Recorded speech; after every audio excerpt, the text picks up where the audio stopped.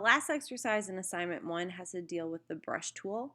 A lot of people use the brush tool in the wrong way, actually. If they take this rectangle and they want to fill it in with a color, a lot of times I see people taking the brush and trying to physically brush things in.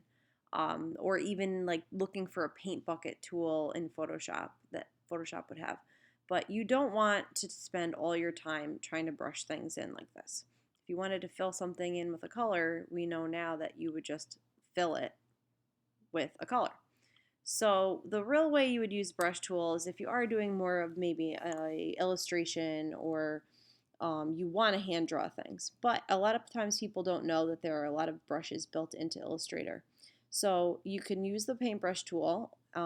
Also, obviously, you can see that there are little shortcuts to all our tools.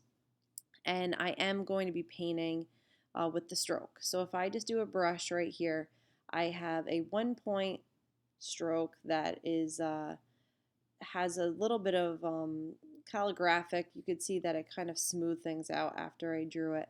But there is a lot of different brushes as well.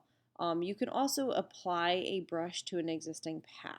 So later on, you're going to do that. You're going to take a shape that already exists and you can apply a different type of brush to that. So if you click here, here's some additional brushes and it's called this brush library.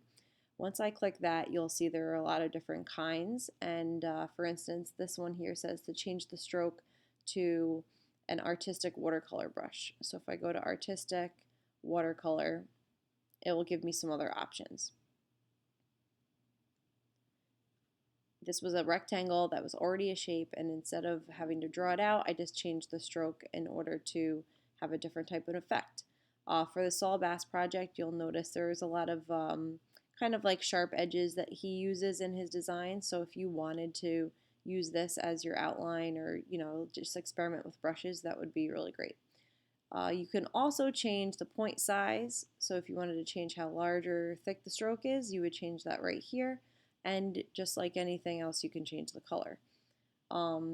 Now this one still has this watercolor brush, so I could go back to the original here to get to my libraries.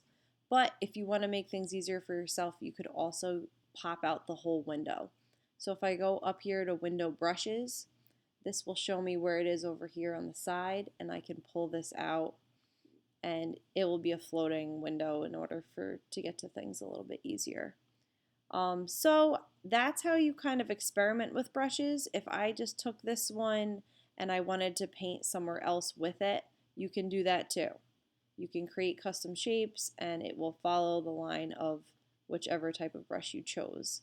You can download brushes just like Photoshop online, and you can get some other ones if you don't like what's chosen here. Some of them are very corny or kind of elaborate, so you'll see that there are some scatter brushes that you might not necessarily use for design. Some of these are really corny, but at least now you know where they are and how to get to them. So you will be doing the last little exercise is messing with different types of brushes.